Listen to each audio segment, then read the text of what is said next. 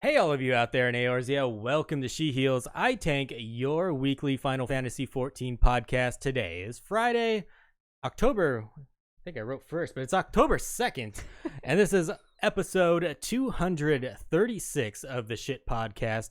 I'm your host, Vegan Pete, and once again, by my side for 2 weeks in a row, Hey, the guy. amazing, Hey, guys. wonderful... I'm out of practice. Avi Ale here. How you guys doing? I finally have a voice back. Welcome back with the full voice, Avi, and someone whose voice you may recognize. You may know him as Nate. You may know him as Aniero. Nate, thank you so much for joining us tonight. I'm a friggin' dragon over here. What's going on? Yes, Hi. Estinian in the house. That's right. Love it. One of my mini titles. Since we have Nate for a limited time, we're going to get started with the interview right now. Thank you so much, Nate. Yes. You may know him as Aniero from Limit Break Radio or Nate from Checkpoint XP. He's a co-founder of Limit Break Radio, founder of Checkpoint Radio, the Salt Primal himself. Welcome to the show, Nate. Thank you very much for that enthusiastic introduction. I am glad to be here. And is this my first appearance on Shit, or is it my second? I think it's your first. I think so. Oh, okay. Glad to be here. And if it's your second, I apologize for not remembering. Yeah, it was so long ago, I don't remember. There's been 236 of them. Like, that's all. Yeah, it's okay for us to forget. First of all, it's been a while since we've talked. We've had to deal with the pandemic. How are you doing? How are your loved ones doing? Is everyone safe and taken care of? So, yes, everyone in my family is well. They are healthy. I did have an uncle who was in and out of the hospital. It wasn't COVID related, but it was just dumb shit that he did to himself. Mm-hmm.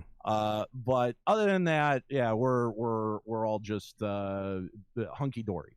That's so good to hear. Glad you're doing well. I was honestly, Pete, sorry to interrupt you, but I was like, what are you going to say if they're like, actually, no? Well, then I'm saying that really... It's kind of a risky question to ask somebody. Be like, we're trying to be happy and upbeat, and that really sucks. Yes, actually, half my family has died. It's been like a really, really bad playthrough. Was it of the good or bad Trail. half? And then I lost my cat, and it's just, it just keeps getting worse.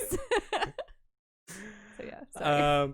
Well, Nate, veterans of Final Fantasy 11 and 14 may know you, but more recent adventurers maybe not. Can you tell us what your relationship is with Final Fantasy series in general, and maybe more specifically the MMOs? Ooh, that is a loaded question. All right, so let's go back in the way back machine, all the way back to 2006. I was a student on Central Michigan University's campus, and I was an enthusiastic Final Fantasy XI player, and I just so happened to meet 4 other Final Fantasy XI players who lived in the same dorm as I did. Wow. And awesome. I know I'm sure that there were other Final Fantasy XI players on campus. I mean, we did end up meeting Nika, and she went to the same school that we did. It's just the 4 of us happened to be concentrated in this one. Actually, you know what? I take it back. I think it was just me and Robbie at first who were Final Fantasy XI players, and then we sort of coaxed our roommates into getting into it. So by the end of it, we had 4, and we used to make it a point to kind of go and eat dinner together. And there was one night when we were all just kind of talking shit and sharing stories from playing FF11, and we were making such a ruckus that I noticed every other table in this room is silent, because we're having a good old time and screaming and yelling and slamming the table as we're telling these hilarious stories. And it was probably about a gob train in the dunes or something, right? But I noticed that people were watching it and paying attention to it, and the energy of it. I was like, oh, there's really something here. I was studying broadcasting at the time, and part of the college radio station. And I said, wow, this could really be a fun, like radio talk show. But I don't, it doesn't make sense to put it on the radio because we're probably the only 4 Final Fantasy players in the whole city. Why don't we, there's this new thing, podcasting. Why don't we try that? So my punk band had just broken up, and I had a bunch of mics and a PA system. So we used that as microphones and a mixer, and just recorded onto a laptop, and that was the first episode of Limit Break Radio. And we put it out, and the first day, second day, we're like, yeah, okay, we put it up, we shared on some forums and stuff. And by like the 3rd or 4th episode, we're now getting so many downloads that the bandwidth is getting maxed out for the website. So we're like, oh, well, we actually have to spend money on a website. Let's maybe take this a little bit more seriously. And we kind of knew from that point on that we had something. We do the Final Fantasy XI show all the way until about 2011. Various people kind of come in and out of the production as they either graduate or drop out of school. And when I finally moved home from college, that was the kind of the final episode of the 11 show, even though we didn't kind of realize it at the time. But all of us had kind of moved away from Final Fantasy XI. Sure, as you do. And, I had teamed up with Fusion X and started helping out what was at the time Eorzea, and later ended up becoming Gamer Escape. And that was kind of like I forget, Aetheryte Radio. Yeah, Aetheryte Radio was kind of my first Final Fantasy 14 podcast, and I was on I think maybe the first 15, 20 episodes of that. And then I parted ways with Eorzea and Gamerscape, and after a while, I ended up getting bored. And Final Fantasy 14: A Realm Reborn was just about to come out. And I played the beta, and I was like, holy shit, this is actually really, really good. And so I was living alone at the time. I had just rented a house. I was starting to set up like my own studio in one of the adjoining rooms. I said, oh, okay, well, maybe there's a possibility of getting the band back together. Not the band that broke up. Not the punk band. The Limit Break Radio band, so to speak. Really quickly, and, to hit on that. Really. Started making some calls and sending some messages, and Juxta was on board and asked Kahlo if he was interested. He wasn't initially. Ascalia was one of the ones that we picked up a little bit later on.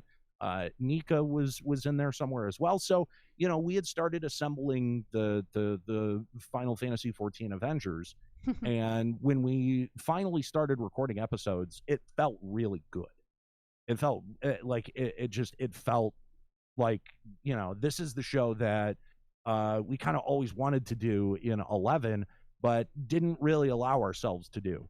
Sure. And so that was the Final Fantasy 14 version of Limit Break Radio. Kelly had a very similar description. All the way until 2018, and started Checkpoint as a syndicated radio show along with Westwood One, and kept growing the radio stations, the number of radio stations that show was on, and ended up being acquired by Beasley, which forced me to kind of retire from Limit Break Radio, as I had a non-compete clause in my contract, and we didn't want Limit Break Radio to be a Beasley product. Sure, that's fair. And so that's kind of the entire history in a nutshell. That's a great origin story, and I like to hear that. I'm sure our fans do too. Really quickly, going back, the punk band. How serious was this punk band? What was the name? Did you have any recordings? What instrument did you play? What can you tell us about that? Why don't I hear you guys? Oh, that's why. We kept talking and wondering why. Okay. Well, that's awesome. Are you able to hear us now? Yes, now I am. That's okay. weird.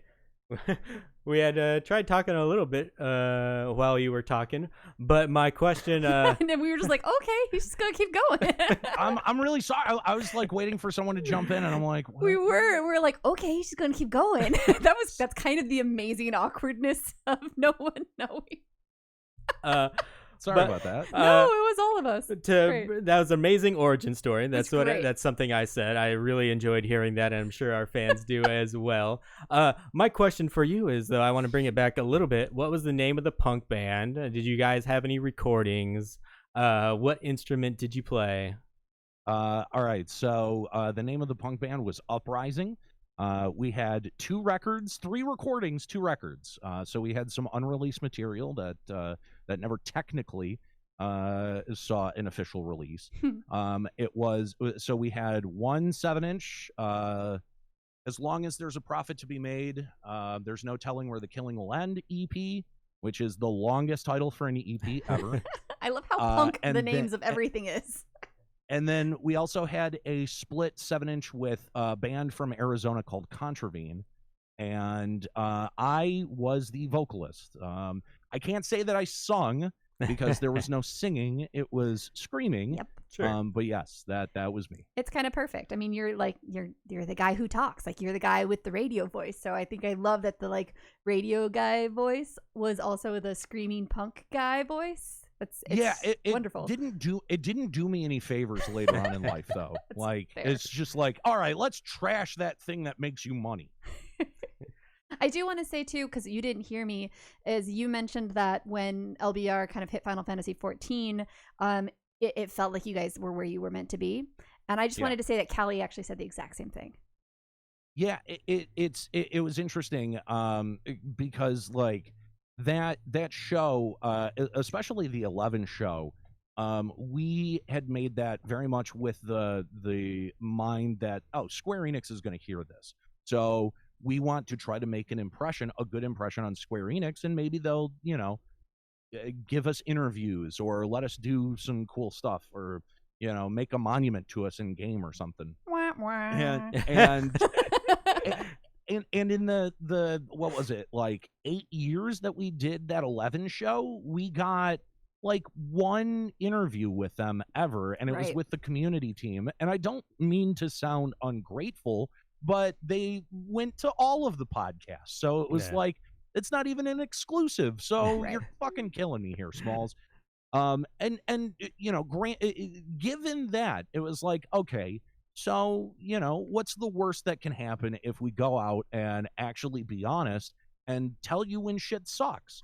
Because like that's kind of the unwritten rule of doing a podcast about either a single game or a single entity or something that, just something that is very niche and narrow, is that you feel you're in a position to be a cheerleader for whatever that is. Whether it's the community, whether it's the game, whatever it is that, has attracted you to the thing, that's what you're going to prop up.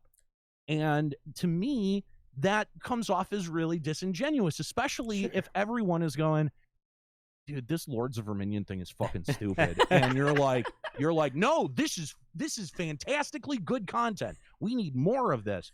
Yeah, people just know that shit's fake. Yeah. So it was like, let's just be honest. Let's be real with people. And some people are not going to like it. Some people are going to bristle at it. Some people are going to think that we're shitting on the game. Let them think that. Sure. Who cares? It's also they can kind of interesting. They can just not listen. So like, I feel like more than any other like MMO, at least that I've come across, Final Fantasy community is kind of known for not allowing people to shit on the game. And I mentioned this to Callie. It's like, you guys were like the only ones who really had this permission to be like, you know what? We're going to be negative and we're going to do it well. And that was something that we noticed in Final Fantasy 11 because, and I think at least some of this comes from playing the less popular game, right? I can see that. If you're playing WoW, there's so many people playing WoW that it's like, there's going to be a group that like openly shits on whatever is going on, and because they're just trolly and whatever. Right. And no one really blinks an eye at that. Exactly, because there's 10 million other people fighting for that same space.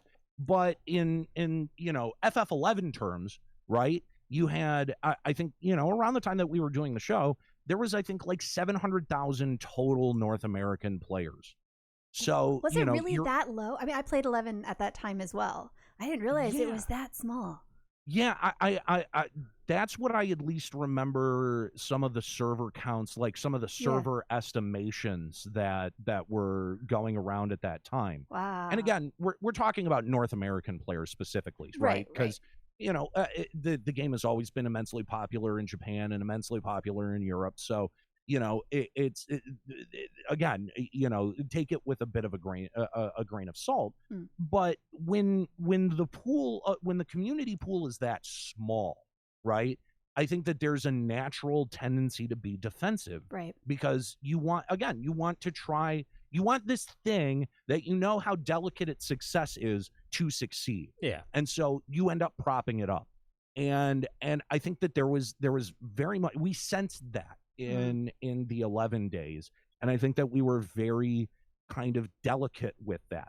But at the same time, if you were a member of the Blue Garter forums in the 11 days, there were a ton of people who were just irreverent about everything that happened in the game. It didn't matter if it was the duping exploit. It didn't matter if it was, an even more serious thing. Like the Blue Garter forums were just like, there's no rules, fuck it. And they hated us. They hated Limit Break Radio in the 11 days.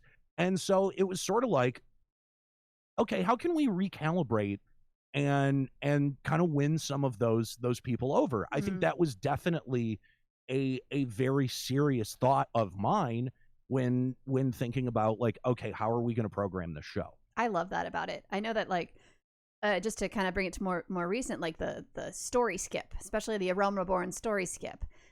People are like, you can't do it, guys. You just can't do it. And you know how many people I have tried to get to play this game who go, you know what? A Realm Reborn, I just can't do it. Yeah. And so I can't personally hate on people wanting to use the story skip, because it's either, do you want them to play with you, or do you want to force them to spend this time by themselves, essentially going through the story, which, yes, is wonderful, but it's not necessarily the best thing for everybody. It's very dated.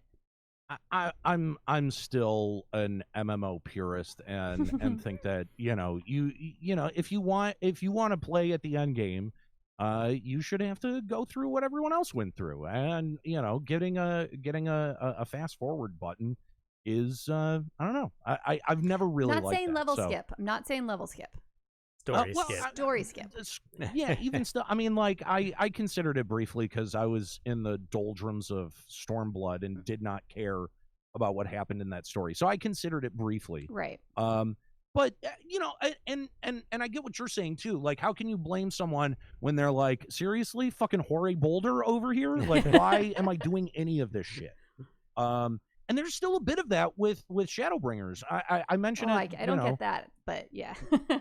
I mean, I mention it when I run into it, when I feel it on Shadowbringers, when I'm playing it on stream. It's like, dude, why am I making stew? What the fuck? Because this is still an MMO. Like, there's even a moment where Ardbert shits on it, on like the whole idea of like doing errands for people who don't matter. Yeah. And I'm like, I almost had a conniption fit. It's like they fucking know. They do know. They do know. They do. Clearly they know. They just wrote a joke based on how bad that shit is. Why do they continue to do it? Oh, and they know even more because they just went back and they're doing the New Story Plus. So they're going through and they're like streamlining A Realm Reborn, and they're like, God, we made this bad. Why did we do that to people? Like, we gotta fix this. So, but they still do it. Yeah. Like, they still perpetrate it. In there's moments in Shadowbringers I'm like, I don't fucking care about pixie errands. They're just like, we need to stretch this out another 30 minutes. And that's, I mean, I understand the concept of padding, but like, can we do it better? Is there a better way to do it? I don't know. I do love that I feel like Shadowbringers is the first time they really brought in that dry humor, that sarcasm, like making fun of themselves, which I can always appreciate. Yeah, they stole that from us. That's another thing that they stole from Limit Break Radio. That's been around in the world forever, hun. Yeah, no, but I'm just saying we gave them the blueprint of how to do it for Final Fantasy. So Valid. Yeah. So you mentioned the honesty that LBR had, and something every once in a while, like Square Enix will come out with something, and I'm like, damn, I really wish LBR and Aniero were around. I wanted to hear your take on a few things throughout the years that you've been gone. He said it to me. He thought it so much. He actually verbally said it to me. So I'm going to bring a picture up on screen. I don't know if you've heard of this at all. I think I mentioned it in your stream before. The parasols that have been added to the game, aka the umbrellas. Fashion accessories. That apparently Square Enix says someone has asked for. I've never heard that question asked in any live letter that I've listened to or anything like that. So this is a new fashion accessory. So take a look at that parasol, and then know that they're going to come out with a teddy bear as well. Listen, Pete, how dare you make fun of people's ability to live their fantasy of going to the Black Parade in Final Fantasy XIV? Oh my God. Honestly, anyone like, okay, if you're a cosplayer out there and you think, should I have a parasol for my next Final Fantasy XIV cosplay? Unless you want it deposited squarely in your ass, I would suggest no. Like, but that's not even the most egregious shit, right? Like, when I see the car mount, I think my eye twitches. Just it breaks your immersion. It's not even that. It's not even that. It's God damn it. How lazy are you? Yep. You just took an asset from another game, reskinned it, and why? Why are we doing any of this? I don't even. Is that a reward? Is that a reward, or is that some shit that you have to pay actual fucking money for? I think it was a crossover event to begin with, and I don't know if you can buy it now or not. God, I have to Horrible. Horrible. If you can buy it, it's probably like $30 for a mount for a single character. I'm gonna say that too. Hate it. Event reward. Yeah, it was a limited event reward. I think it was the Final Fantasy 15 event. Shocker. Yeah, I'm not a fan of the parasols. If you wanna There's like 6 of them now. If you want to cosplay Davey Havoc in Final Fantasy 14, go for it. He's the only person that I've ever seen unironically walk around with a parasol. They do have like the Japanese style parasols as well. So like the paper ones. There's seriously like there's checkerboard ones. There's so many. It's its own menu. What would you rather have? One more dungeon or one more parasol every patch? Definitely a dungeon. This is the shit that took away our extra dungeons, is stuff like this. So, yay. All right, Aniero anti-parasol. Shocker. Yeah, I feel like you shouldn't be terribly surprised. He just wanted to hear it. So we'll never see your character rocking the parasol? No, with your Odin glamour? I get mad when they have cutscenes that force me to be without my Odin helm. How dare you change my glamour? Yeah. Like I don't know whose face that is. That's not my real face. My favorite actually is if I'm doing like a content that has the 8-man cutscene and Pete's character is there with me with his bright green fro and the subligar with the metallic green butt cheeks, and I'm like, really? You had to do that? Every time. Had that glamour since like, I don't know, 2015, something like that. So Nate, I know you're a fan of wrestling, and yes. I'm curious, how much did you maybe learn from your time of watching wrestling, and how much of maybe some lessons that you took from that did you maybe incorporate into Limit Break Radio? And I'm saying like maybe having a villain, maybe playing the villain. How much was maybe embellished a little bit? So the entire Final Fantasy XIV run of Limit Break Radio was basically based off of the New World Order from WCW. Okay. Right down to like sort of the black and white punk rock aesthetic. You know, we knew that we had a unique opportunity coming from a position of having such a legacy with Final Fantasy XI players, and we knew that there was going to be a significant of Final Fantasy XI players that would also have an interest in Final Fantasy XIV. And so there was a conscious effort to do and say things that would elicit a reaction from the audience. We had a far larger audience than we deserved at that point. Like, we were 6 episodes deep, and we had, a couple, like 50,000 people who were downloading the show. And, that doesn't happen. Like, a new podcast getting that many downloads really doesn't happen. And really, we were starting the show. It was a fresh reboot of the show. And so we knew that people knew us from the 11 run of the show, and we didn't want to do the same thing. So the way that I thought of it is, okay, this is sort of like Hulk Hogan, coming back and then turning to the dark side. Sure. Like that was a huge deal. Like, I remember that from when I was a kid. I remember the whole NWO invasion. I remember, just how fucking cool those guys seemed. And it was, it's Kevin Nash and Scott Hall. Like, they're fucking drugged out losers, especially Scott Hall at that point. Like, so there was definitely a facade there.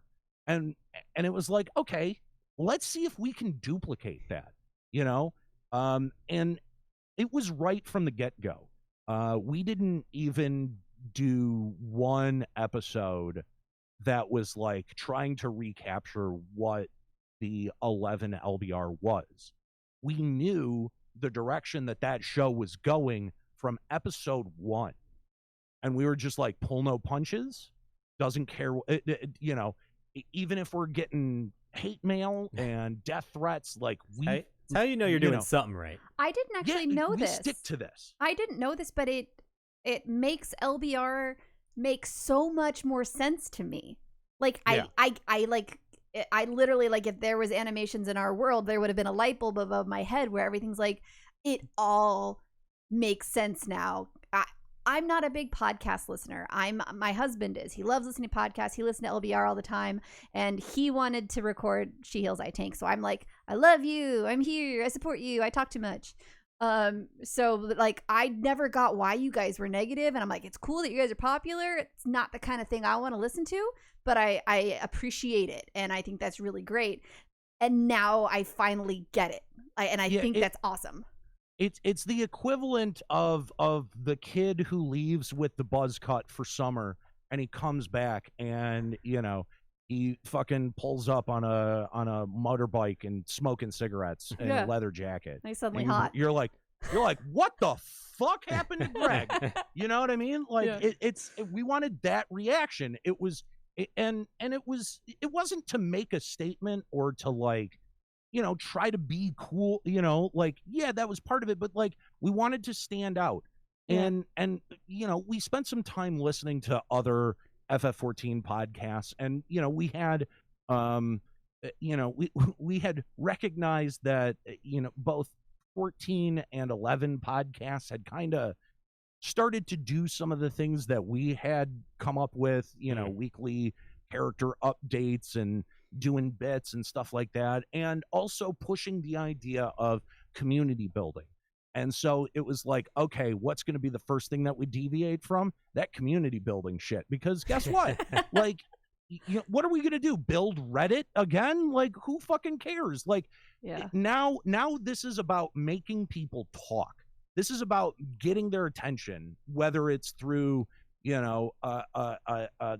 a rant or a tirade, whether it's through a joke, or whether it's through just this, like, metal intro where I'm screaming my guts out.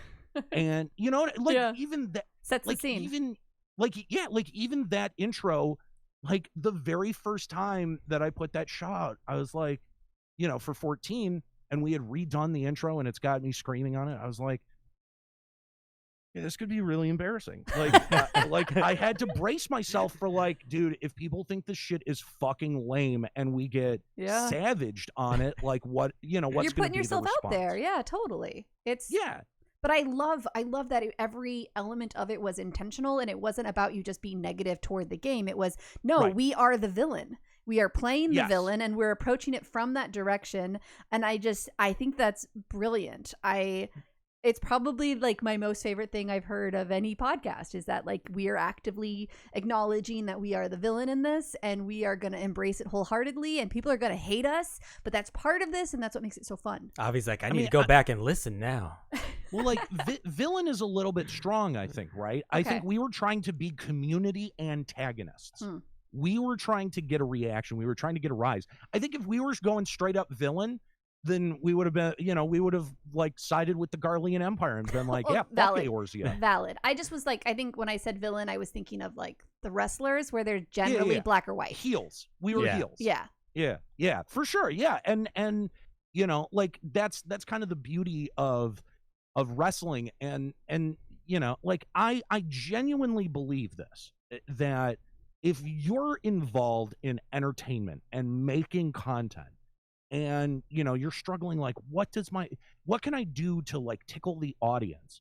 Like, wrestling has done all of that. Like, I've taken so much influence from wrestling, and I think that there's something fundamental about wrestling that also applies to all entertainment. I agree. So yeah, it served for a really good well of inspiration for the 14 version of the show, for sure. That's wonderful. So wrestling and entertainment, there's a certain amount of performance that goes into that. For you, maybe yourself personal, I don't know how much you can talk for the other castmates. And there has to be some truth in what you're saying, I assume, or else it'd be very hard to do. For the legendary Aniero Salt rants, how much of that was you, Nate, and how much was that I'm putting on a performance as Aniero to get these reactions? So I'd say early on, it was all fairly genuine, right? Like, it was amped up. It was, like a little louder, a little more embellished. Yeah, like 3 cans of Red Bull in, right? Like that's sort of like, like that was the energy that we wanted, because we wanted to kind of like recreate some of the greatest outbursts that I've ever heard were on Opie and Anthony, when someone would just get so lit about something that they'd end up screaming and throwing their headphones, and then a break later they're all laughing and eating carrot sticks. You know what I mean? Like that's sort of that's the energy that I wanted to kind of elicit. And so I would find positions or things that would genuinely bother me, like nerfing Steps of Faith, and how unnecessary that felt. Oh, yeah. And I would just amp it up in sort of like a Lewis Black sort of way. Yeah. That, kind of brought some more energy to it than going, this is a really dumb idea. You know what I mean? Like, it's really easy to just kind of give your opinion. It takes a little bit more to like, and to not to go back to the wrestling thing, it's like you're cutting a promo on the game, right? Like, if there's something that pisses you off and you want to draw people in, you want to get people, through the gates, you want to talk people into the building. Yeah. And to be able to do that, you've got to have the emphasis. Yeah. You got to have the passion. Anyone, you know what I mean? Like that's, and that was definitely the energy that we wanted to bring. So I would say over time, as I started to care less and less genuinely about the game, right? Just because I got burnt out on it. Yep. Those rants and those outrage moments they felt less and less genuine. They were coming from a less and less like it felt forced after a while, and it was exhausting. It's like what people expected from you. Yeah, exactly. I can only imagine it being exhausting, because I know that, like, on occasion, Pete and I have had those sort of rants that have, like, organically come, where we, like, would write up something that we wanted to talk about in the podcast, and you could just tell that one or the other was, like, really pissed off or really upset about something that had happened. And I can't even imagine having to try to, and we were both like, just go with it. That's your thing. Share it. If you're pissed off about it, go. I can't imagine trying to, like, keep it up, especially when you've burnt out, because I I went through a very long period where I was hardcore burnt out on 14. Oh, god damn it, Aurora. When Dancer was revealed as a fucking DPS. And I'm a healer main. And, like, I was salty as fuck. Like, you know. Anyway, it's notorious when it's real. Right, yeah. But, yeah, to do that when you're burnt out would almost, like, feel like it was, like, carving away at you personally, I think. I think that's sort of how I started to feel towards the end of Limit Break Radio is, there's so much time and effort was starting to be applied to Checkpoint, and I was having to perform so much more often. It wasn't just one show a week. It was now, 3 shows a week, and looking at more. Right. It just became. I got to a point where I just I can't log into this game and I don't care, like I just it doesn't matter. It has so dumb decisions that I would know were dumb, people would come to me and be like, hey man, did you hear about this? And I'd be like, I honestly don't know. You know what I mean? Yep. Yeah. And that's so much harder to kind of pull off in an entertaining way. Exactly. Like complete and total apathy Fully. Doesn't work. Outrage works. Anger works. But just lack of energy and apathy does not. Anyone can say something sucks, but can you say it entertainingly? Yeah, exactly. Yeah. That's amazing to hear. And bringing it all back to wrestling again, I know you're the big fan. You have a wrestling podcast. What can you tell us about that one? So it's not my podcast. So what it is, it's not your average wrestling podcast either. What it is, it's called The One Fall Show. And it is a wrestling podcast that is also a quiz show. So if you listen to NPR, think, wait, don't tell me. Or if you watch Comedy Central, think that show that Chris Hardwick hosts. I don't even remember the name of it. I'd like to see that Venn diagram of NPR and wressling. Yeah, exactly. Exactly. Yeah, that's not exactly people's first point of reference, So, but wait, don't tell me is the closest thing that I can. We love that. I feel like NPR is one of the few channels Pete and I can listen to together in the car. It's a little yuppie-ish, but okay. Yeah. But this isn't yuppie-ish. It's filled with kayfabe and flying elbows and all kinds of fun. And we fight over who gets to be crowned the champion each week. Cute.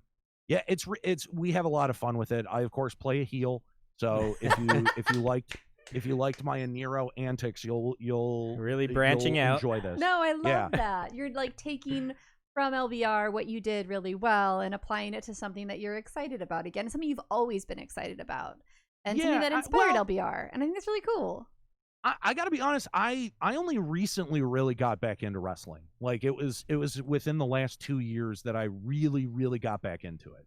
I think Eorzea, a big Final Fantasy 14 partner, she's the Moogle Mama streamer. She's super into wrestling right now too, actually. Yeah, it was. It's funny enough. It was Xavier Woods who ended up getting me back into wrestling. We had interviewed him as a part of Checkpoint, and he got us tickets to Raw. And went and was like, this is fucking fun. Like, this is just stupid fun. That's a perfect description for wrestling. Yeah. And kind of got caught up on it. And I don't really like what WWE does these days, but wrestling was on my radar enough that when AEW started up, I was like, ooh, all right. Then I kind of went to that like a bug to a bug light. That's super fun though. Okay, and you had mentioned in a couple answers ago you had kind of lost some of the passion, that you were a little more apathetic towards the game. You were putting more time into Checkpoint Radio. Eventually it leads to you selling that IP, or the crew in general. I don't know how much was you and how much was co-host as well. It was all evenly divided amongst all of us. So yeah, it was all of us that sold it. So all of you decided to make that choice to sell the IP to Beasley Media, and you went to having full creative control over everything. to now being employees and hosts of this show. That's not necessarily true, Okay. because when we were doing Checkpoint previous to that, we had a pair of consultants that were helping us craft the programming. Okay. So it was less having total creative control and more of a creative partnership between us and some folks who had done some really good work inside of sports radio.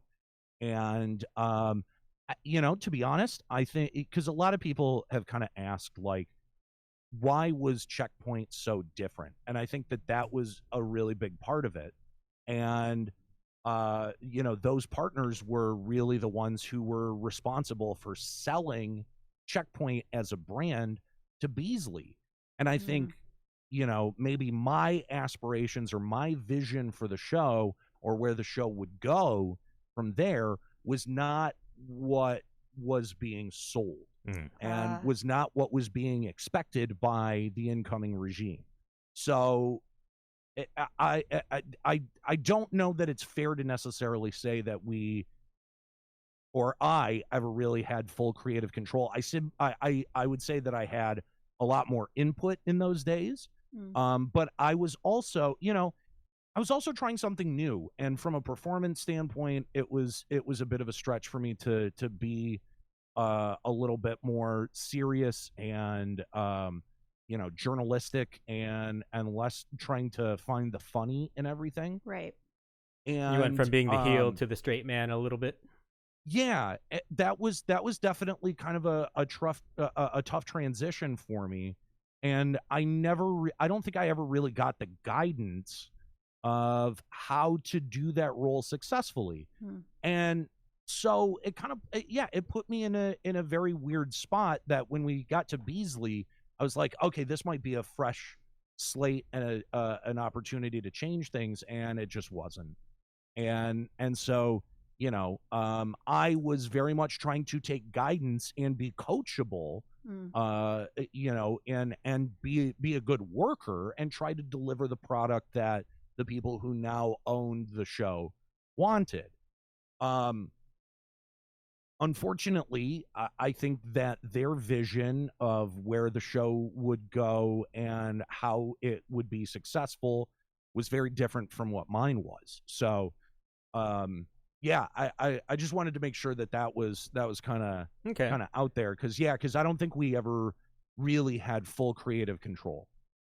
But what was the transition? So you had two consultants who were kind of coaching you, and it seems like kind of getting the product ready to be able to be sold.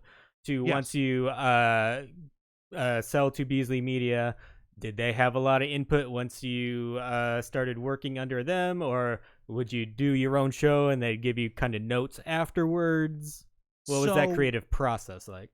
So, for the first 6 months, we still had the same crew, that the same consultants. They had I think it was 6 months or 8 months on their contract to kind of oversee it.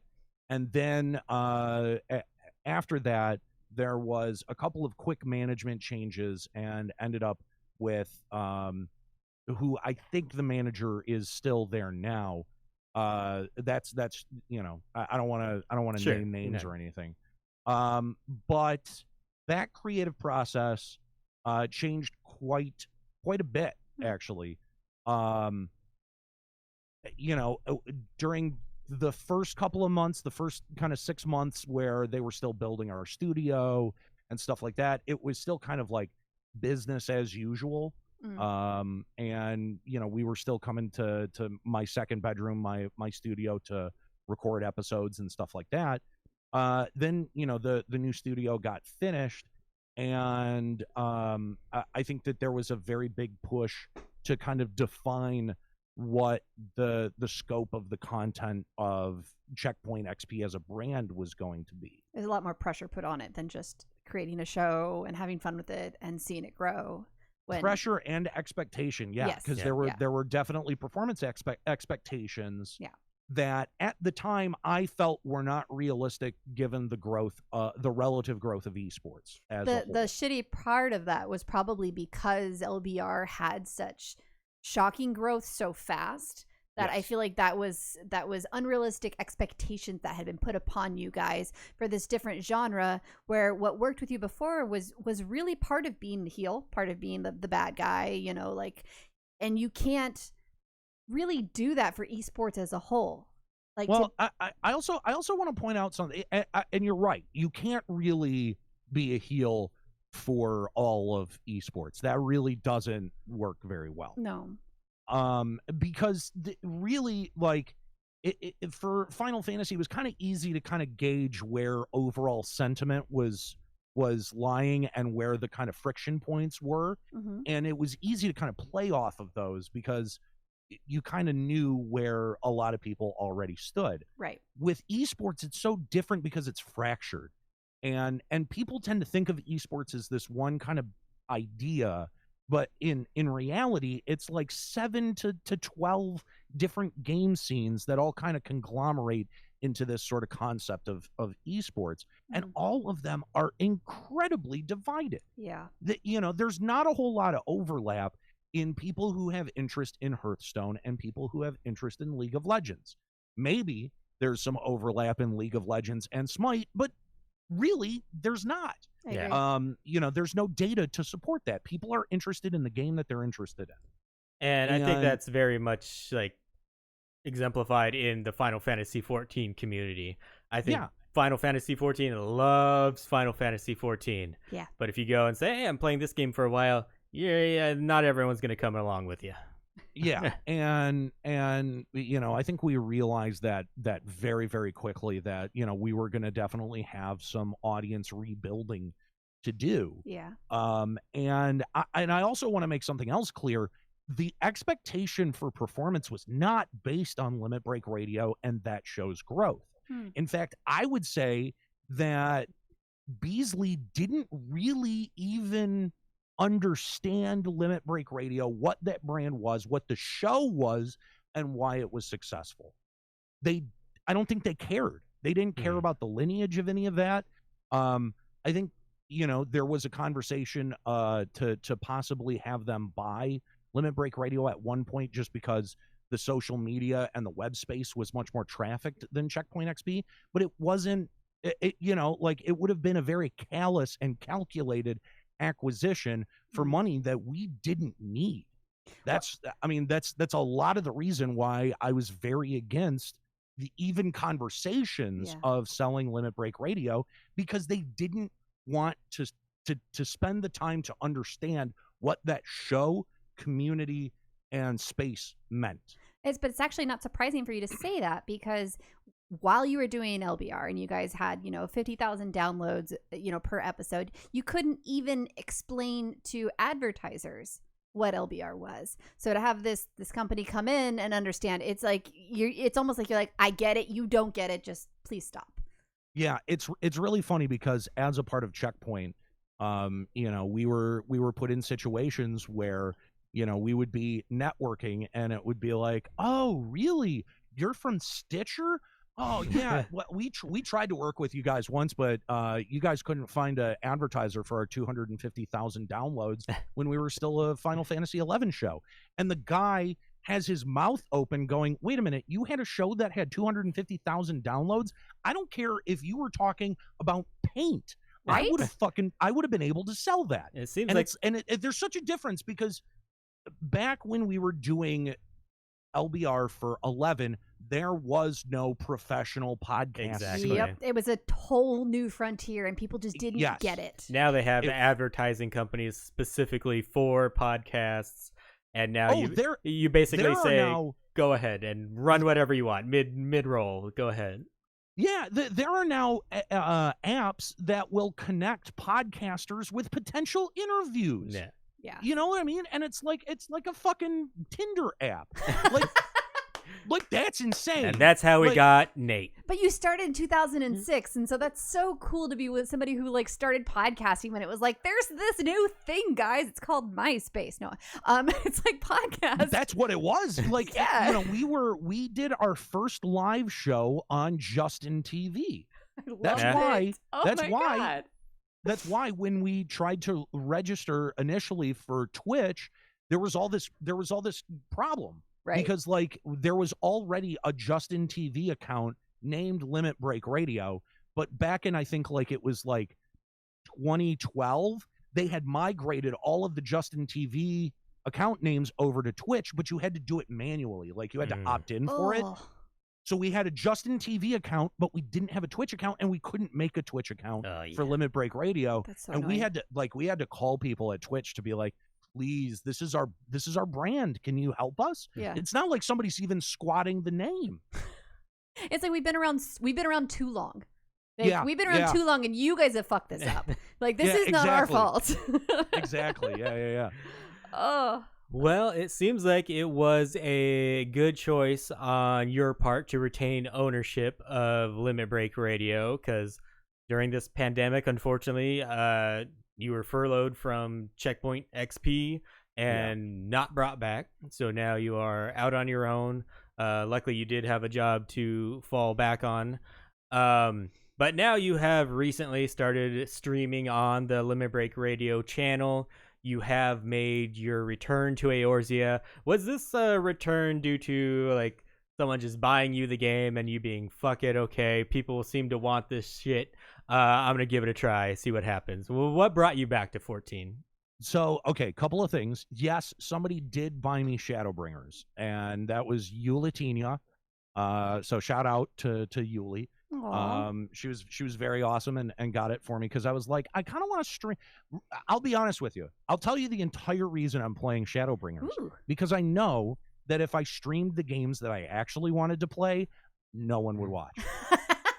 It's like our life. It's the marketer in me. Well, if I'm coming back to Twitch, people are gonna want, because I get asked at least every week, hey, did you try Shadowbringers? What did you think? So it's like, well, fuck it, let's try it then. And everyone can come on the journey with me, and I'll stream it, and we'll all have a good time. In Shadowbringers' defense, it's the best expansion so far.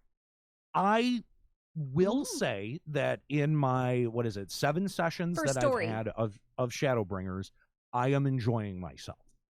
The story is amazing, but when I say best expansion, I'm gonna say story, and I'm only assigning that to story. I'm not assigning that to raid or anything else like that. The story is amazing. Yeah, and that's the thing. I don't have any expectations of like, I'm gonna tome grind. No, it's not happening. No. I might do the raid content once, on easy. That's all I'm interested in doing. It's story. Like all of the story stuff. I am perfectly fine being a hyper casual. I don't need to be any more involved with it than that. And as long as that's kind of like my relationship to the game, and I'm taking it in small bursts too. Like, I'll play for like 3 hours and then switch to Fallout 76 for a while. That's smart.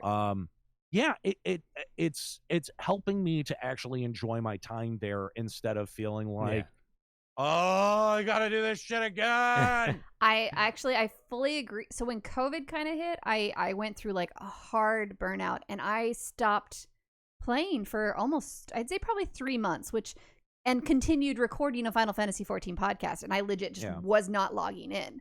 And I played, like, I think I mentioned before the podcast, Hellblades, and it was Sacrifice, and I got into Kingdom Hearts because I played all of those. Not streaming that, and Pete and I played God of War, and Dragon Age. Like, I just played so many games. And then suddenly it was like the 14 kind of started to tickle the back of my neck.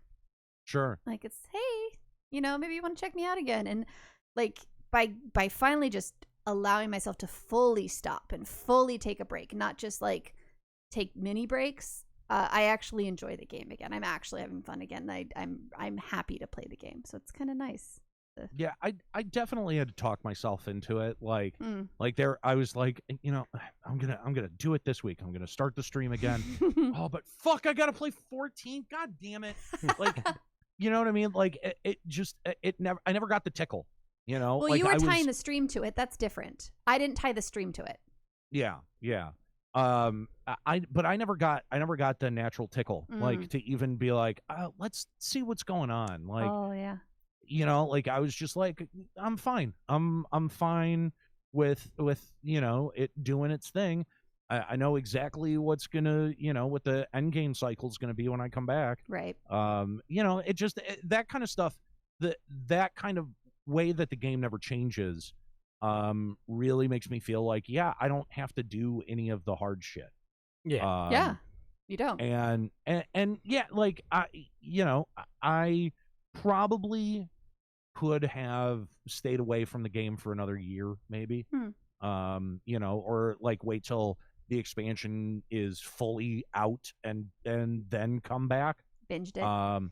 Because I did hear a lot of good things about it, right? Like I heard very good things about the story and about the changes and stuff like that. So I was curious. I will say I was kind of curious. But yeah, in terms of like I want to jump back in with both feet.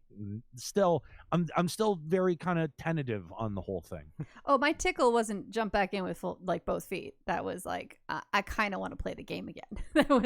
Took a while to get back to that point. Even so, it was slow for me. Very slow. There was actually a community member who unfortunately passed away a couple of months ago. His name's William. And there was a big kind of vigil for him in the game, and I had reactivated my account for that, and I thought like maybe logging in I'll get some of the nostalgia, and no, like even at the end of that I was like, I'm pretty good. Like I it was definitely nice hearing from all of those people, and like the vigil was really sweet, and was really nice, and everything, but in terms of the actual game, I was like, yeah, I don't miss this. That's fine. That's totally and Lloyd FFXI says Fallout put it best. Final Fantasy 14 never changes. Yes. So you came back. I believe you had to finish off Stormblood, right, before you got into Shadowbringers. Yeah. Did you have any opinion on the end of Stormblood? I guess it wasn't. You hadn't finished it. Guess it wasn't the end of Stormblood. It was more setting up Shadowbringers. Like the Stormblood story had pretty much ended, and then it was set up for Shadowbringers. Yeah, it sucked. Everything about Stormblood was fucking god awful. It was so bad and annoying. Yes. Like I found myself irritated. The stuff with Gaius was kind of cool, but like. I was at FanFest, so some of that shit had been spoiled for me anyway. Yep.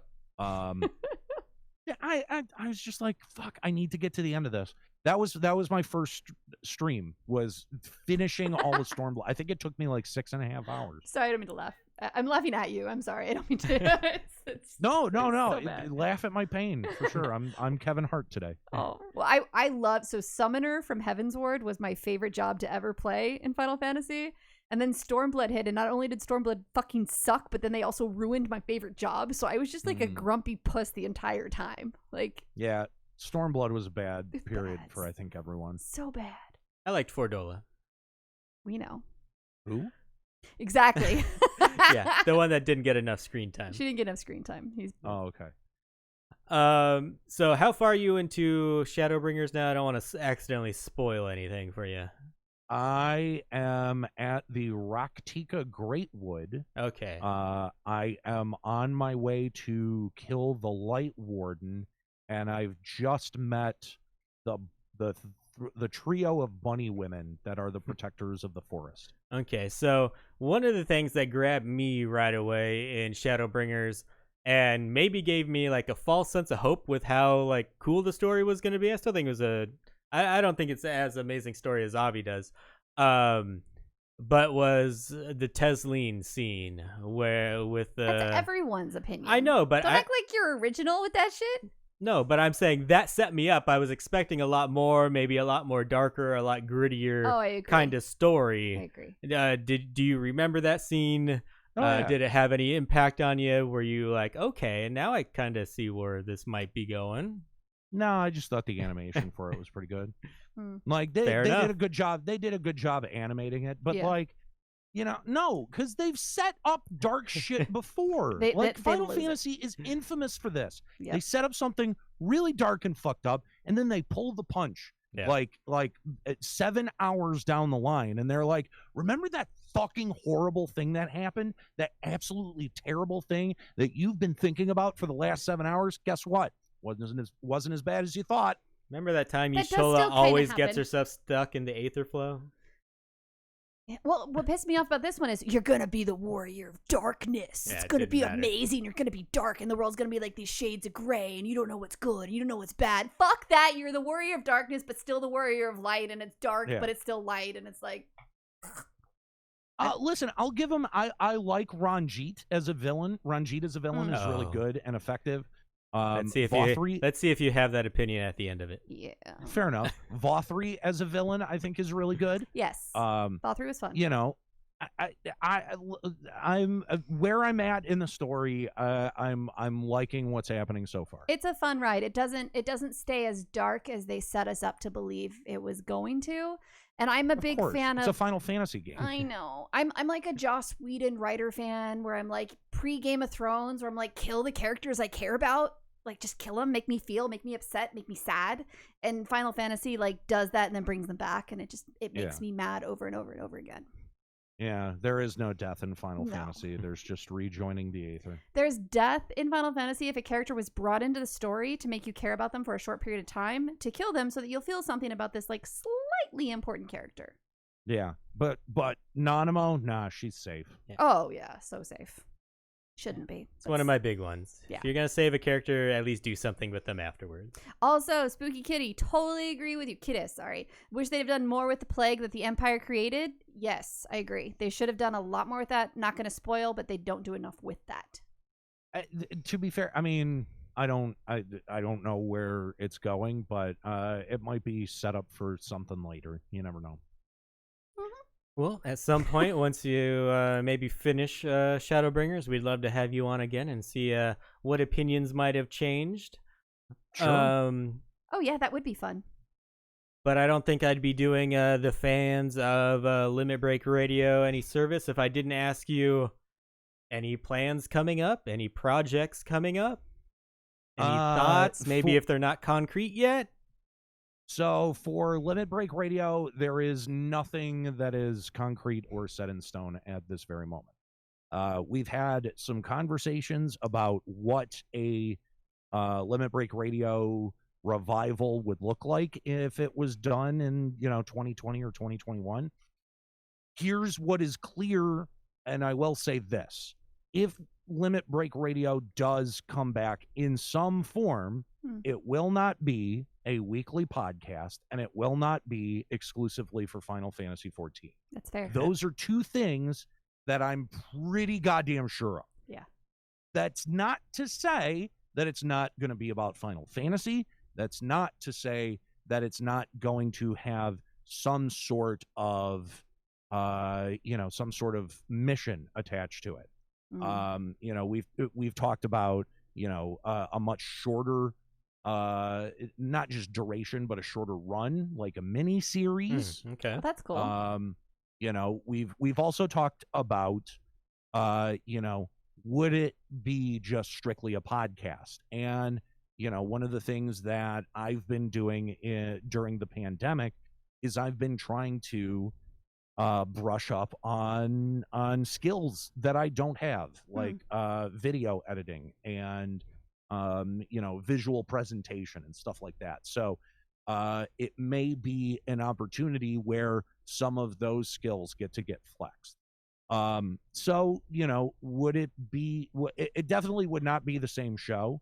For a few reasons. Obviously, Callie was on the show last week, and she's still under a non-compete contract with Beasley. So is Robbie as well. And then, for the other folks that were involved with Limit Break Radio, Nika and Juxta have both now have children. So makes it a little trickier. Yeah, it what is clear is that it can't be the same show. Right. So I want to set that expectation and make that really, really clear that, there is no direct plan to bring back Limit Break Radio. And if we do, it's going to be very, very different. Because, of course, I've had a lot of people coming into the Twitch chat going like, oh, dude, just bring the show back. I miss it. And, just cover all of the Shadowbringers shit. And it doesn't matter who's on the show. Just, fucking do it. It's like, it does. It doesn't work that way. It matters who's on the show, and it matters your passion for the game. Like, if you don't have any passion at all for the game, how much salt can you really have? Well, how long can you do it again? You'll be starting from a negative point, like negative energy wise, and you're not going to be able to recover from that. Yeah, I think my caveat coming to the table is I can't do it exclusively about FF14. I think that's smart too, though. I know that about myself, and I know that, no one would want to see the old show come back and only last 4 episodes, because that's only how many I can do. Yeah. Right. Before I burn out again. Right. I think that's definitely a conscious, a creative choice. And then, I think that the shorter run time, or having a specific end in mind is something that I think would be necessary for Juxta and Nika, so that they're not having to set aside an entire day and not be able to be with their families. So right. I think that there's a lot of really good ideas surrounding if Limit Break Radio came back. But yeah, I think especially when people remember things fondly, they want that thing to be exactly the same. Right. And they want, they don't ever want it to change.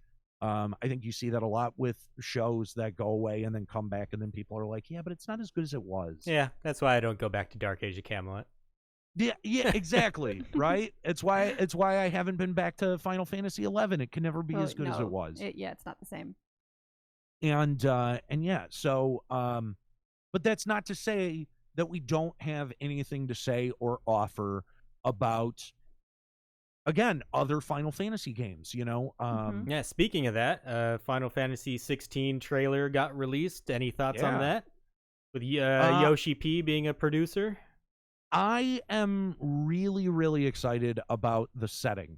I think, when I saw the setting and realized what it was, I think that I got some really big pangs of Final Fantasy IX, where their stated goal was to take the series back to its roots. And it sort of feels like it's a similar effort to kind of rewind, reset, and let's bring the series back to its roots. Yeah.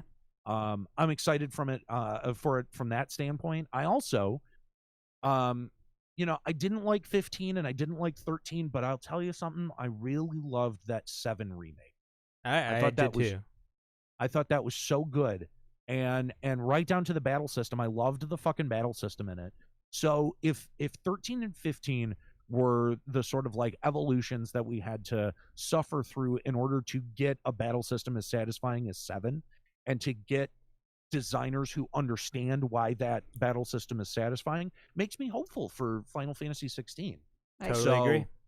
Yeah, so I'm super excited for 16. Can't wait to check it out. I remember seeing the trailer for 15 and being like, this looks like some bro-tastic bullshit that I don't care about.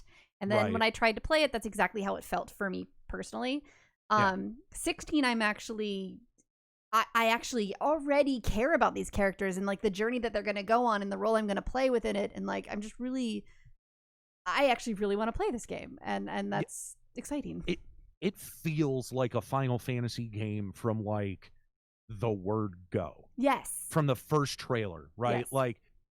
I think, if you were to show me a trailer of 15 and it didn't have a Titan or Shiva or a Chocobo or a Moogle somewhere in there that I identified, oh, this is a Final Fantasy game, I don't think I would have ever known. Right. But without ever seeing a Chocobo, I pretty much intuited, like, oh, this is probably that 16 trailer. Yeah.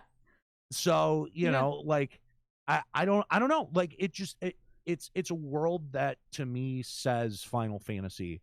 And I think that's been sorely lacking in specifically 13 and 15. I didn't like 13 either. I could not get into it.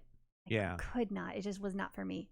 So yeah. I didn't really like 12, but I can't say that it didn't feel like a Final Fantasy. It definitely felt like a Final Fantasy world. I agree. I didn't love it, but I was like, I can do this. Yeah. But 13, I was just like, yeah, fuck this. I'm good. Yeah. Nah. I'm excited for Yoshida to get to put his stamp on a singular Final Fantasy as well. Be interesting to see what he does. Yeah, just no more Nomura. I do not need, like, you know, Kingdom Hearts influenced Final Fantasy. Like, just stick to Kingdom Hearts. Yeah, no, Kingdom Hearts needs to die. They just destroyed it with the last one, so like that can just go away and fade away. I don't give a shit. Make stupid games for Kingdom Hearts till infinity. I do not care. I've never cared. So, like, if they release the worst dog shit piece of, you know, garbage game. Oh, that was 3. You know, Sora's just tossing fucking treats to Pluto. I don't give a shit. They already did that. We're good. Great, cool. Do it more. I don't give a. I could not care. So I'm somebody who enjoys Disney. So for me, that was like a nice little, like, chill, mellow, fun thing to play on the side. I enjoyed 1. I enjoyed 2. I take it very lightly. 3 was just infuriating because so many things about it were just so bad that it, like, made me mad to go from a fun, silly, happy thing to play to, like, I fucking hate you and I hate your abilities and I hate the world you're in and I hate everything you're doing. Like, I'm a little bitter. And I just watched it and I'm like, hey, I'm not playing that. Yeah, that was never me. I mean, at 12 years. At 12 years old, I heard the story of you know, Disney supporting Adolf Hitler, and his head was frozen somewhere beneath Disney World, and it kind of went. I was like, well, fuck those cartoons. So, you know, that's not true. There's like a menorah hidden in Pirates of the Caribbean, like in one of the windows. Like it's not. It's a thing. Yeah, just like Anne Frank was hidden in the attic. Oh, all right. Too far. I don't know. You know, him and old Edsel Ford definitely had some weird points of view around World War II. Not gonna disagree with you on. Yeah. So you know, I'm perfectly fine with that statement. Plus, I was always much more interested in, like, Ralph Bakshi animated movies. So sure. Well, Nate, I liked hearing your initial opinions of Shadowbringers. Hopefully we can have you on to see how they change and evolve as you play your way through. Yeah. Definitely want to give you the pulpit to promote anything that you might have going on, not necessarily Limit Break Radio, but any other projects you have going on. It's yours. Twitch.tv/Limit Break Radio. Catch me streaming. I don't really have a schedule, so it's sort of like when I feel like it. However, it's pretty often though. There are some specifics that you can note right now. That is Saturday at 4 p.m. We've got a heavily modified WWE 2K19.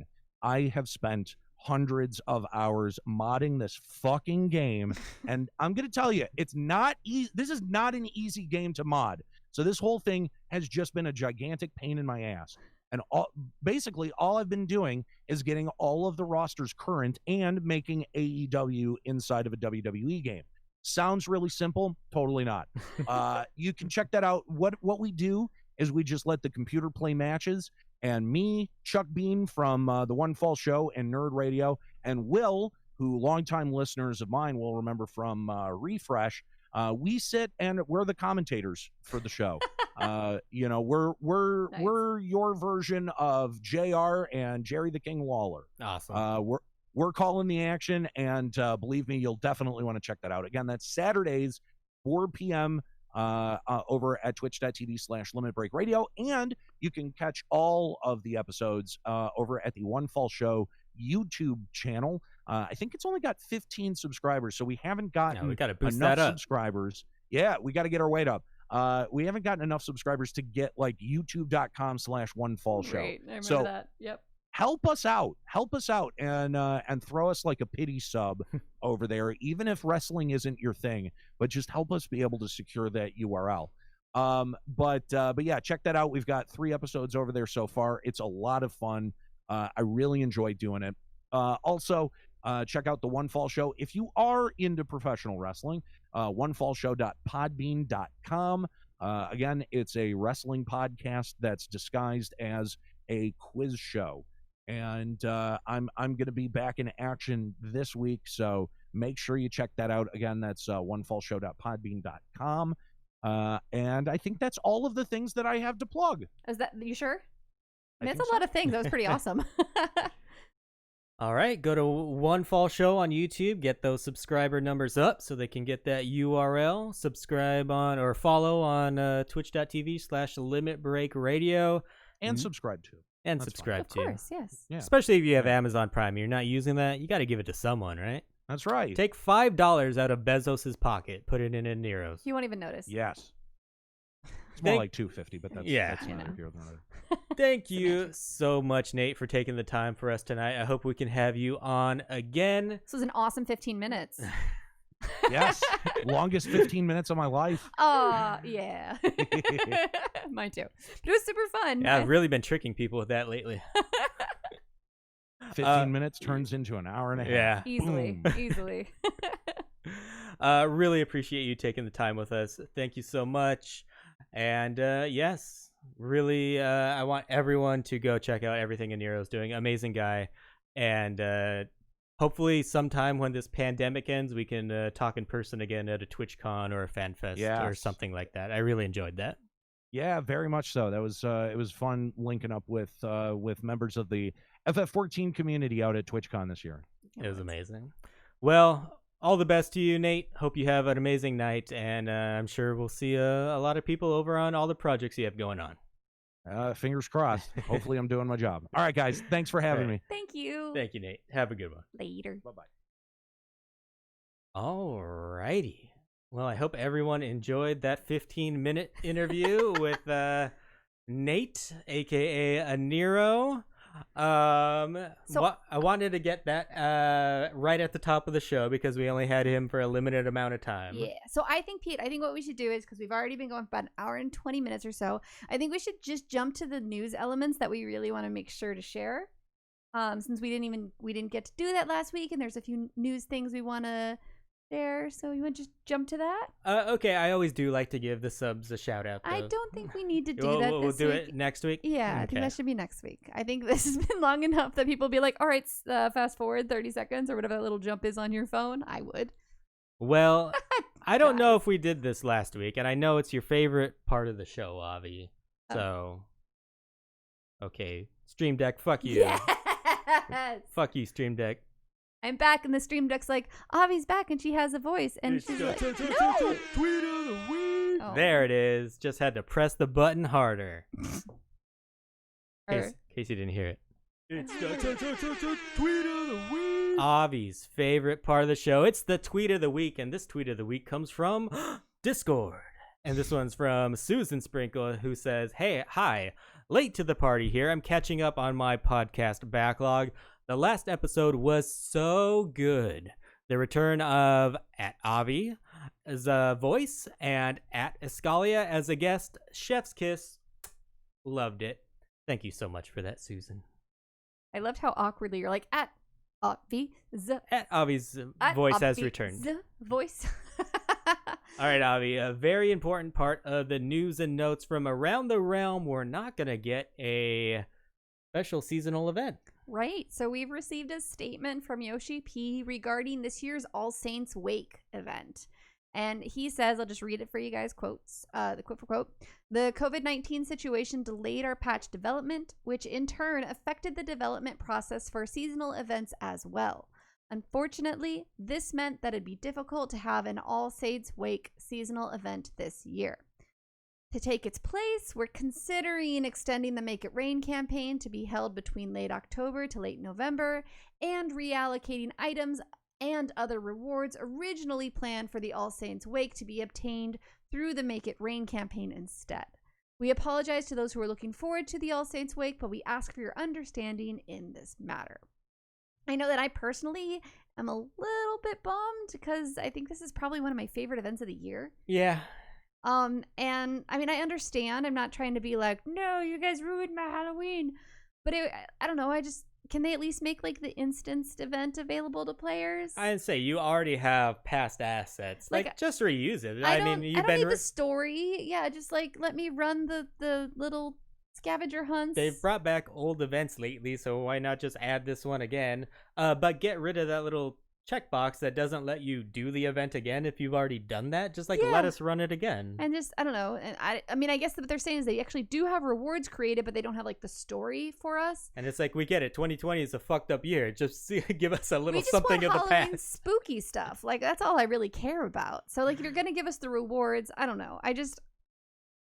I like all the events we've done before with All Saints Wake. So a little bit of a bummer, but I guess understandable. I understand, but it doesn't mean I have to like it. You can still be understandable and disappointed at the same time. One doesn't negate the other. Nope. Yeah. This week, or last weekend, I should say, there was a stroll with Yoshi P during the Tokyo Game Show.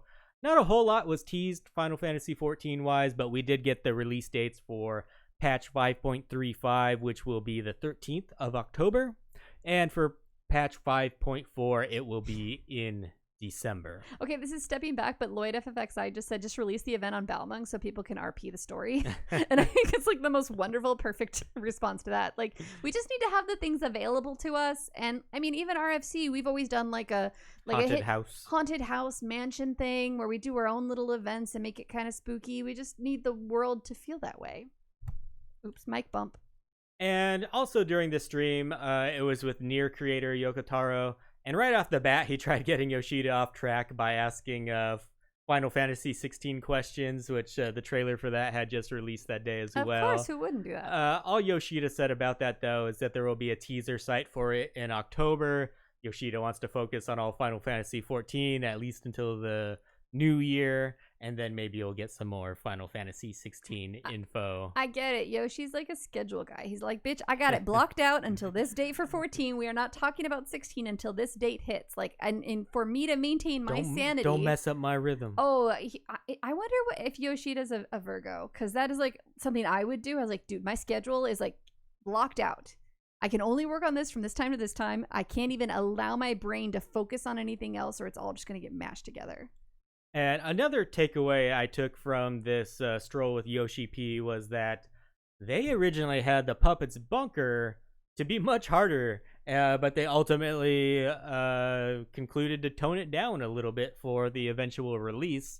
There were supposed to be some mechanics that were one-shots, but instead they changed them to just do like a decent amount of damage, which is like not that much. I feel like Puppets Bunker is difficult, but the survivability is too great. High. Yeah. Yes. Yeah. Like the difficulty is actually good, but the survivability, like the lack of an enrage or I don't know what you would need to do, but like that is what makes it exhausting, especially as a healer. Like I don't want to heal that because you know that like even if your group is bad, you're going to be like rezzing and healing and out of MP and just like mad at the world, but you're still going to beat the fight. Yeah. So it's literally just going to be a painful experience. I feel like if 40% of the people die, that should be a wipe. Should be a wipe. Start over. This should be a start over. There's like I've actually never wiped any fight in Puppets Bunker. Yeah, we've definitely always been able to come back from it, even after our first time in, when 7 out of 8 in our group and many others from the other groups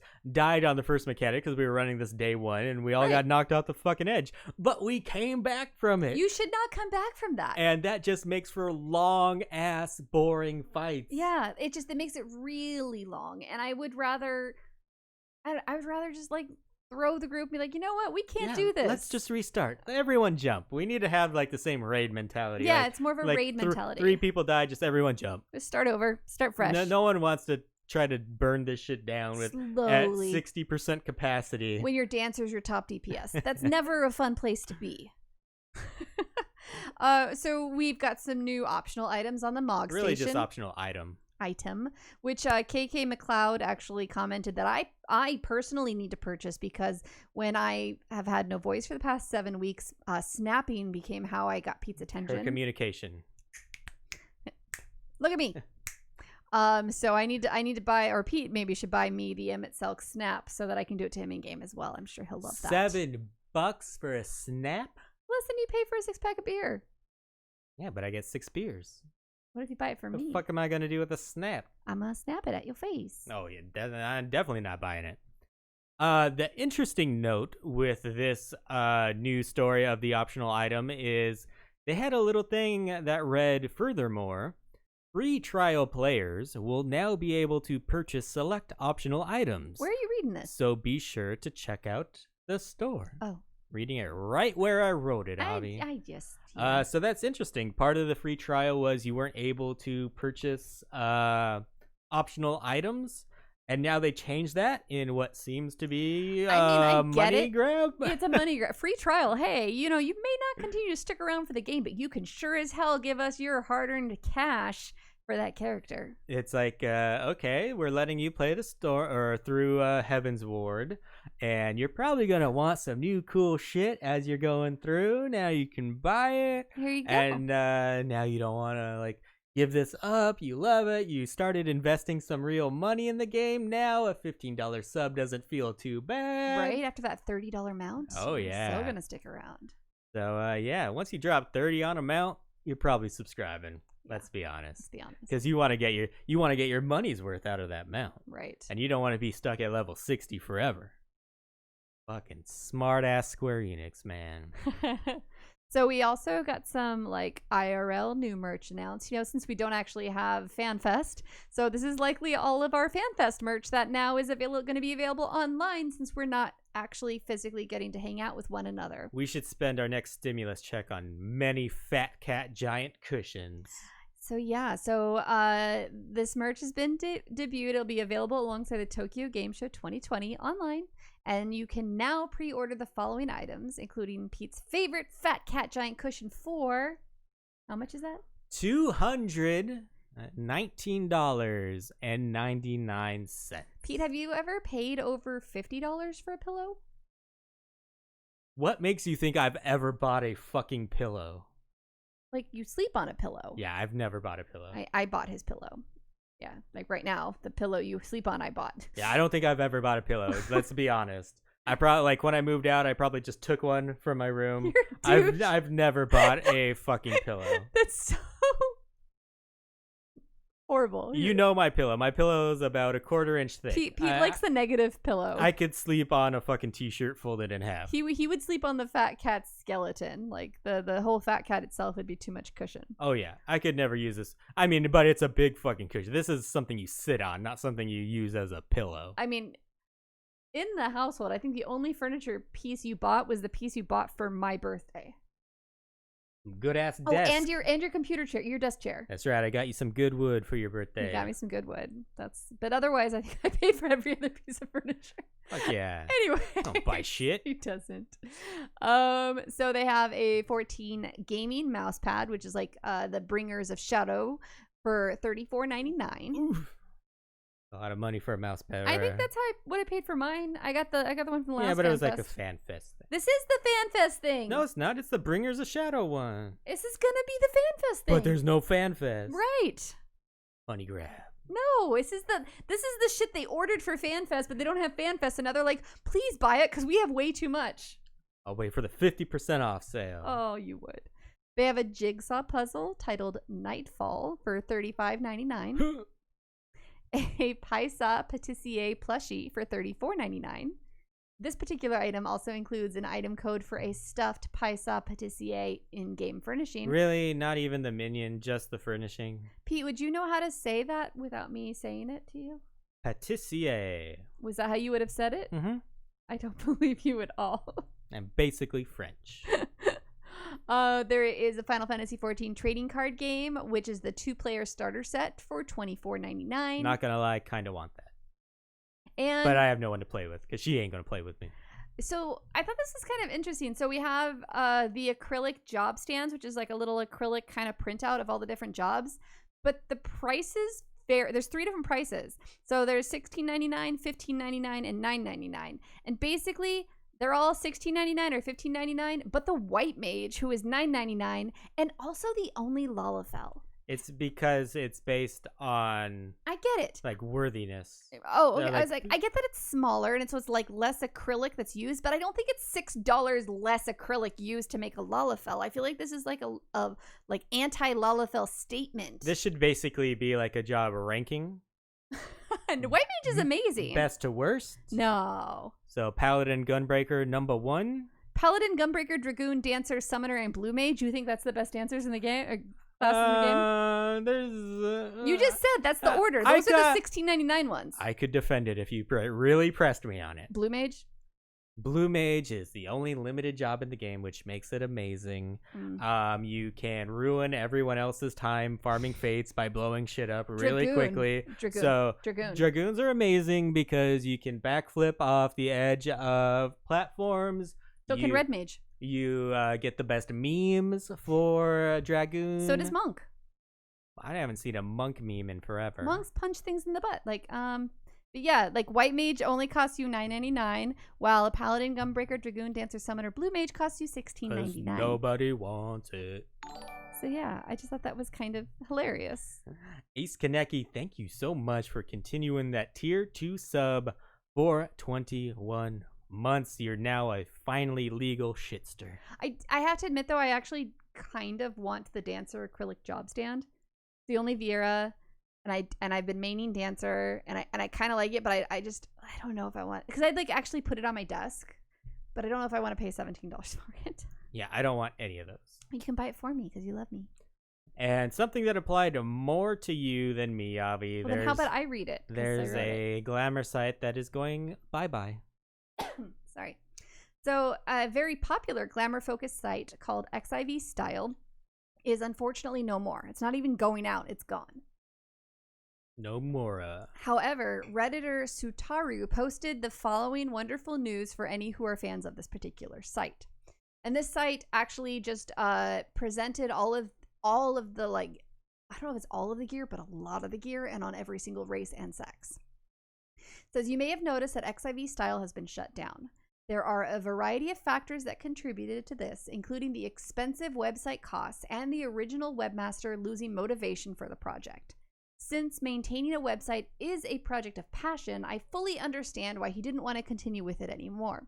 When he made the decision to shut it down, I didn't want the resources to be lost to the community, so I asked him if he would send me the 20,000 screenshots he took and offered to host them in a sorted image gallery. While it's still a work in progress, I thought I'd share it as is. As much as I would like to be able to update the gallery, I don't know anything about running my own model viewer or private server. If that's something someone can help me set up, I'd be happy to learn. If someone else wants to take the pictures and contribute to the gallery for any missing items or sets, I'd be happy to host them as well. So we will share the link to this particular Reddit post on the posting for the episode. So if you do want to get in touch with Sutaru, then that will be how you do it. Currently, on the website, which we'll also share the link for that, there's 30, I think, images there because they are in the process of trying to tag and make all the images available to be sorted, because it's essentially just an image gallery, but it's 20,000 images. So it's like kind of a huge deal that they did that. So thank you, Sutaru, for taking the initiative to at least keep the hard work that was put into collecting all these images available for everyone. So don't get grumpy at them when it takes a long time to get them sorted. For sure. Avi, did you want to do a Teaching Pete lore or save that for next week? Sorry, KK, I know this was your question, but I think our episode has been long enough and we should save it for next week. Yeah, so we do have a lot of discussion that we'll save it for next week, but we do want to get to the community roundup. And before Avi gets to this, once again, follow twitch.tv/Limit Break Radio and show Nate the love. Wait, my thing. Oh, am I reading this one too? Okay. So this week's community roundup is from a wonderful member of our Discord. Esper shared the following with all of us today. On Sunday, October 11th at 3 p.m. Eastern Standard Time, I intend to take some pictures of myself and friends in pink to post on the Lodestone in support of Breast Cancer Awareness Month. It would be fun, I think, to see a lot of people show up and repost pics wherever they wish. So if anyone wants to come by, they are more than welcome. Requirements are small. Just get to the Faerie server and meet up in Ul'dah outside the Adventurers Guild. Wear pink. If you make a new character, then, within reason, of course, she can provide a few hemp and pink items if it helps. No money is going to be donated. It's just something to support showing for fun. So calling it Players in Pink from Esper. And again, that's October 11th, 3 p.m. on Faerie in Ul'dah outside the Adventurers Guild. Wear your pink. I thought it was really fun, really sweet. And just a couple bits of listener reaction before we head out. We had Oni's Arcade who said, "Oh shit, he's coming back. Bring the salt." There was much anticipation of Nate being on the show tonight. And Angela said, "At She Heals I Tank, started listening to your podcast from the beginning. My husband and I have been playing Final Fantasy XIV for about 1 year. We did not know about the setting to skip cutscenes that you've already seen. Glad you guys are still podcasting. I have a lot to catch up on, and thank you so much." We love hearing that the Greenleaf Minute helps out people. We're probably due to create another Greenleaf episode. It's going to be a Greenleaf episode. It'll be like 3 episodes at this point. It'll be like when we want to take a vacation and there's no pandemic, so we can actually take a vacation. That's usually when we do that. And then we'll pre-record it and throw it out to you guys. So on that note, that is going to be it for this episode. Oh my God, first Avi outro in like 2 months. I know. So thank you guys so much for having me back. I'm really happy to be back. It's so nice to be able to talk to you again and be heard. So as always, we've enjoyed hanging out with all of you live here on Twitch, including Nate. It was so fun getting to chat with you and hear the backstory of LBR and all of the really fun projects that you've got going on now. I'm really excited for you, and I can't wait to see what comes up next. Thank you, all of us, for spending your time with us. All of you for spending your time with us. You guys, I haven't been talking for a while. You nailed it. Be sure to hit that follow button so you will know the next time we're going live. And a great big thank you to everyone listening to the podcast through iTunes, Stitcher, Podbean, and there's another app that's going to come out tomorrow. It's going to make me feel really fucking old. But you really are the reason we keep making episodes. And remember, wherever you do listen, it would mean a shit ton to us if you gave our little shit podcast a rating or review. Or more importantly, tell a friend to check us out. Here with Vegan Pete, I'm Avi Ale, and we will talk to you next week. Goodbye. Goodbye.